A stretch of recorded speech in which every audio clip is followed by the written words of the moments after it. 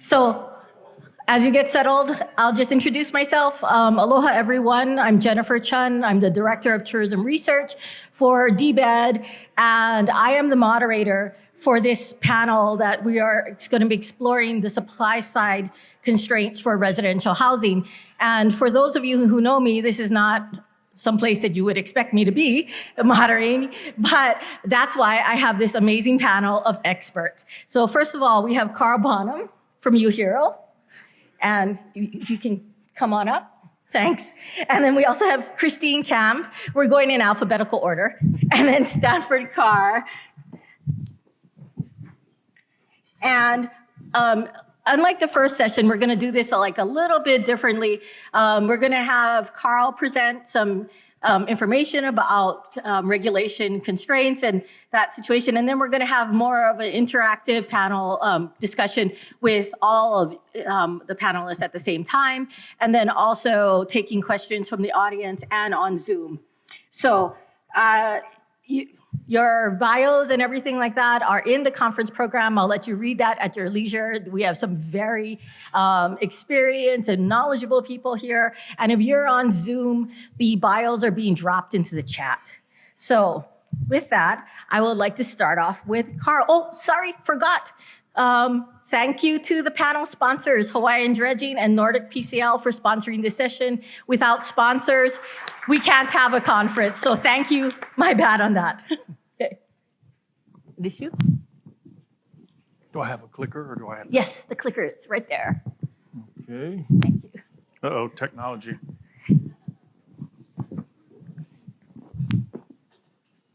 Oh, there we go.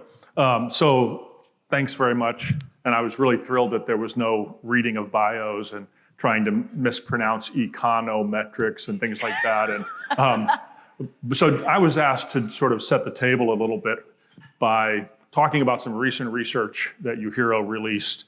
Actually, we released this in the spring, and that was joint research. Oops, let me go back a slide. The title got a little distorted there, but this was joint research with Justin Tyndall, who is an associate professor at UHERO and Department of Economics, and also Rachel Inafuku, who is now a research economist with UHERO. And so this was released in April, and you can find it on the UHERO website pretty easily. We all know that home prices are extraordinarily high in Hawaii. As of this year, depending on which market you look at, roughly 2.5 times the national level. Now, this slide doesn't show you levels, so don't try and interpret that endpoint as some median home price. These are repeat sale indices. So they try and measure, they actually do measure the price of homes as they sell multiple times, the same home, right? So it's trying to control for quality. And so they're indexed at 100 in 1980. So both the US and Hawaii line up in 1980, they match. And so what you can see from this, we're not focusing on the level, we're focusing on really the growth rates, right? So the slope of the blue line, right? So you can see from mid-80s, from 1986 to 1992, home prices in Hawaii, using this repeat sale index, went up 120%. So more than doubled. National, not so much. There was a little bit of an increase, but mostly trend. Again, in the knots, right? Leading up to the subprime and the great financial crisis. So between late 90s and 2007, home prices in Hawaii went up 140%. Nationally, they went up 70%. And then once again, another burst of home prices, particularly in the last 2 years. In this case, Hawaii actually was just slightly slower appreciation than nationally. So, but the takeaway is that if you look at markets like Hawaii, where you have limited availability of land, you have high amenity values, you have high degrees of regulation, you tend to see these things where anytime there's a demand shock, anytime there's an increase in demand, supply can't respond. And economists call this, if Paul was up here, he'd say, we have a really constrained supply elasticity, right? So all we mean by that is when prices go up, supply doesn't go up very much. And when you look at markets like that, you get these doubling of home prices anytime there's an increase in demand. So you think nationally, what's been happening with very rapidly rising rents, very rapidly rising home prices. Well, building increased dramatically. We had a surge in multifamily building, a surge in single family building, and actually combine that with some supply constraints, some supply bottlenecks. We have the most homes under construction right now nationally that we've ever had. What happened in Hawaii? Nothing, right? I mean, the big builders, D.R. Horton and Castle, they didn't ramp up their production. One, because they can't. For one thing, you can't get the permit through DPP, but the small builders are struggling as well. So we simply don't have the supply response when there's an increase in demand, and the increased demand often comes from external events, from really lax lending, for example. All three of these episodes pertain to extremely loose lending policies of one kind or another. So I got to remember, I've got a limited amount of time here. I could talk forever. So my job is to talk a little bit about this regulatory index that we're using. And when you look at the national research that tries to study what factors are driving home values, it invariably, over the last 15 years, has used the Wharton Residential Land Use Regulatory Index, which I will now call the index. And that was put together by Joseph Giorco and his colleagues at Wharton. They first released it in 2006. They surveyed about 2,600 communities nationally. And so they're asking planning departments, regulatory agencies at the local level what their rules are. And they're gathering all that information, pulling it together into an index that they standardize at 0 nationally, and then it allows you to make comparisons across regions of the country. In 2006, Honolulu was included in the index, and we won, right? We are the best at regulating residential building. Unfortunately, when they repeated this survey in 2018, they left us out. They didn't include any regulatory agencies in the state of Hawaii. And so we came up with the idea, well, let's take their survey. They make their data available. They make their survey instrument available. Let's take it and ask the counties to fill it out. And we did. We did that in 2021, and I want to thank the counties for participating. So we sent this to the planning agencies or the permitting departments in each county. And it took a little bit of nudging, but they were all very cooperative. We put it all together and form an index that now includes Hawaii.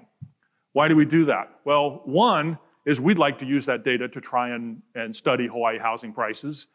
Two, if you don't measure it, that's the second bullet, right? If you don't know what the situation is, you're unlikely to change it.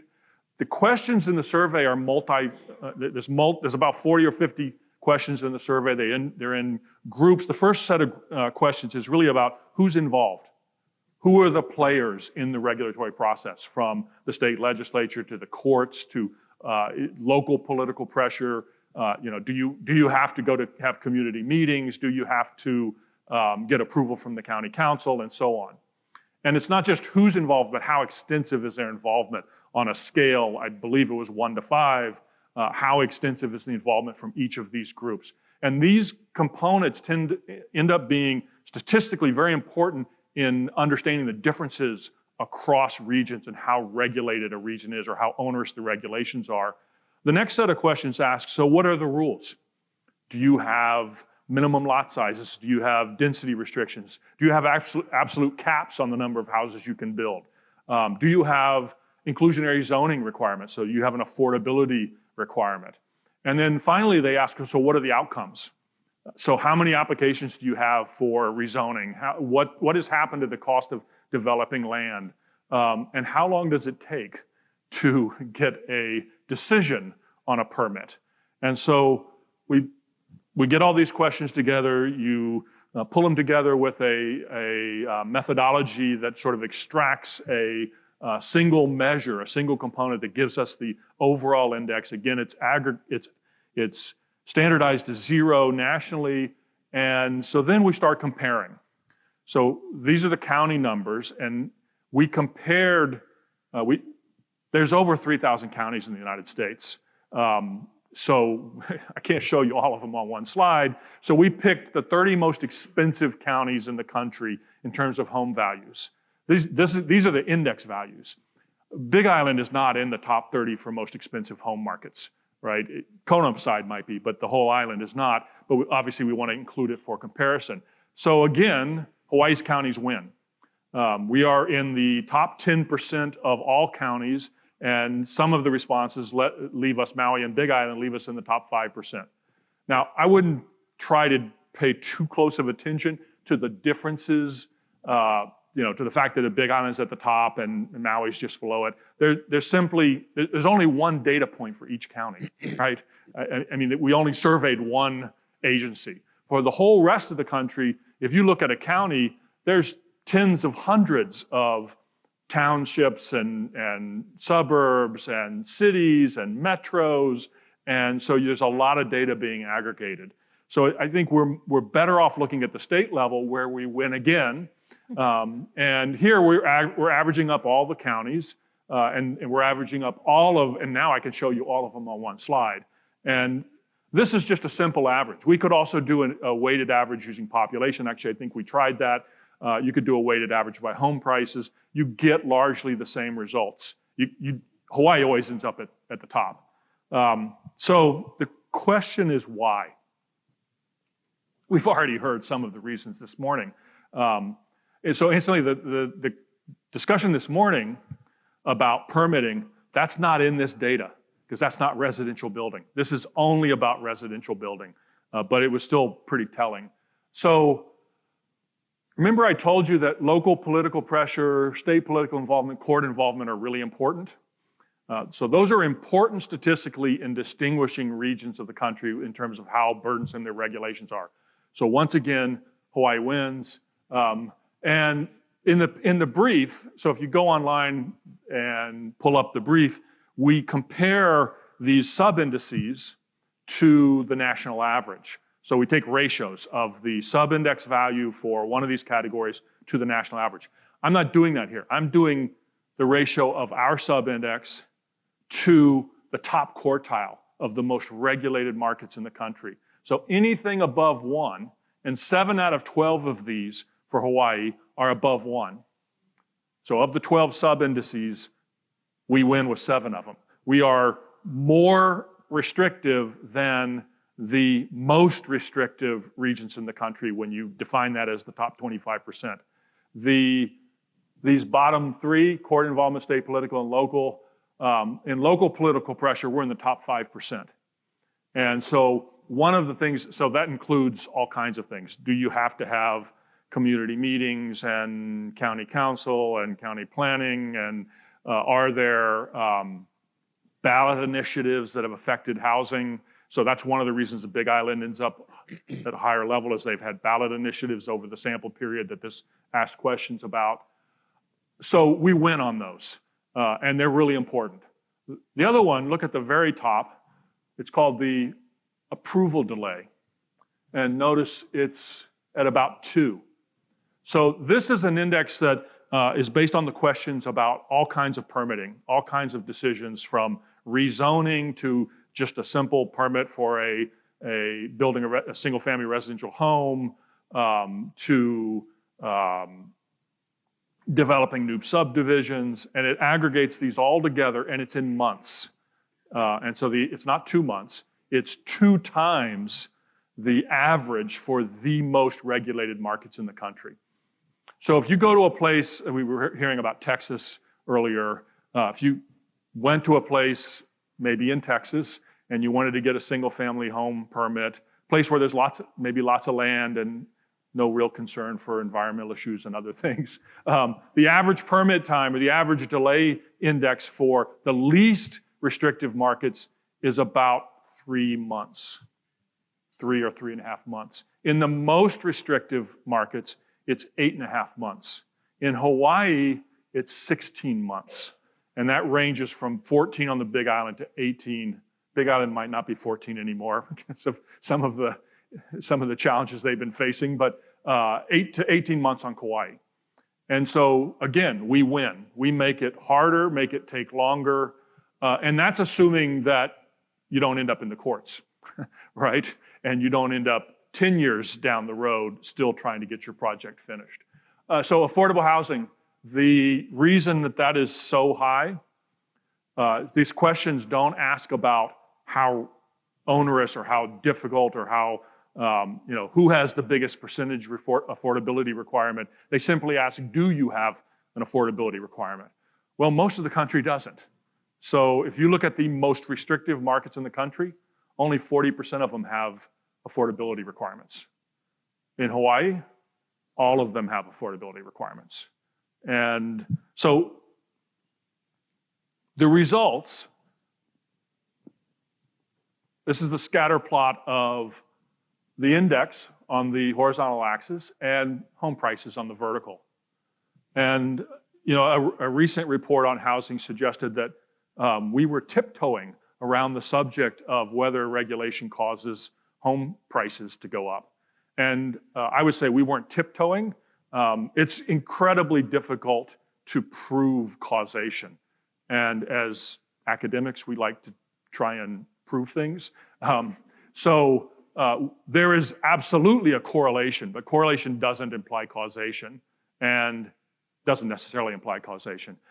In the economics literature and the urban economics literature, I think there is a consensus that regulation is causal, but actually showing that is a little harder. Let me talk about some of the, briefly, some of the research that I've been looking at recently that I think is really compelling. And it gets back to the affordability restrictions that we have in the state. So there's a relatively new paper, 2019, 2020, in the, Even Mast was the author. I think it was the Updike Institute. And what they did was they looked at metro level data basically on mobility. They tracked people by their address, and they looked at the top 12 metros in the country. So this is mostly relevant for Oahu, but what they did was they looked at where people were, where they moved when new market rate construction happened. So you build a new tower that's market rate housing, and people move into it. And many of those people are local, right? So they dealt with whether people were coming from outside the metro, whether there was new household formation, et cetera. What they found was that in their baseline simulations, if you build 100 units of market rate housing, you free up 70 units in below median income neighborhoods. And you free up another 30 or 40 units in the bottom quartile of income neighborhoods. And this all happens over a period of 2, 3, 4 years. Depends on the environment, it depends on how fast people move, and it depends on whether or not you get new household formation and in-migration. If you take their most restrictive assumptions, you cut those numbers in about half. But you build 100 market rate units, and you get 50 to 60 units in below median household income. And so what that suggests is that imagine if you impose regulations that require that you build 15% or 20% affordability. And those regulations, they do a couple of things. One, they cause builders to build quite a bit above market, right, above median home prices, but they also make it difficult for the project to pencil. So if those regulations cause 1 or 2 projects to not pencil out, and you lose a couple of hundred market units, you've lost hundreds of below median price units. So it's just one example of how regulations could actually cause not just market prices to go up, but the overall housing burden to go up. And that's really what we should care about, not counting the number of units that some rule required, but actually measuring whether or not it's more affordable to live in the state over time. So one last piece of new data. This just came out from the National Association of Home Builders and the National Multifamily Housing Council. And they surveyed their members. So take it with a grain of salt, right? These people want to build and they don't like regulation, right? But they surveyed all their members, and these are about multifamily construction, and asked them about various costs that are associated with regulation. So they came up with a number that says that for building a multifamily project, almost 40% of the cost is in some ways due to regulation. Now that's struck me as a little bit on the high side, but keep in mind, most of these regulations aren't going anywhere, right? You're not, so some of these include you have to have a smoke detector in your building, and you have to have a sprinkler system in a 40-story high-rise. So you wouldn't want them to go away, but they do. The key thing to remember is that all of them require costs. What we were talking about earlier was, we basically have built a system in the state over 50 years where rules and regulations have accumulated. And every year we change building code, and that building code can pile on. And not every single one of these changes is necessary or desirable, and we need to think about the cost every time we build those in. How am I doing on time? You can keep going. Yeah. So to tee off the discussion, most of these bullets, or some version of these bullets, is really due to Jenny Schuett's Fixer Upper. If you haven't read it, it's a great book. It's written for a lay audience, and it's about the entire country's housing problems. And the question is, what do we do, right? So one thing that you may not realize is that so Hawaii also leads the country in the share of the cost of a home, this is single-family homes, that's due to land. So there's only, in the data from 2019, there's only 2 counties in the country that have a higher share of the cost of a home that's due to land. That was Santa Clara and San Mateo, I want to say. Honolulu was 3rd. At 70% of the cost of a single-family property is due to land cost. That has some really important implications. And if your land costs that much, your solution to housing is density, right? You have to put more units on the same size parcel. And so we need to be able to build a wider range of housing in a wider variety of areas, right? We can't just allow for increased density in TOD areas, right? We need to have increased density throughout the islands and on the neighbor islands, right? We need to start going higher. And obviously, we need to make the approval process simpler, shorter, more transparent. And something that Sumner LaCroix and I wrote about in our review of the Maui County Housing Plan was we were very happy to see that they were proposing by right development. The challenge is it wasn't really by right. It was kind of pretend by right. And we need to see a lot more, actually things like the restaurant permits. I mean, why would it take 12 months to turn a Subway into a Starbucks, right? Or a Starbucks into a Nalu. Anyway, so some ideas: set goals, measure them, right? And repeat. Decide how many housing permits you think you want to issue. Decide how long you think it should take to get them. Ask yourself, are you reaching those goals? And keep doing that. And publicize it and set it as targets for your administration and for for the county agencies. So I thank you and turn it back over to Jen.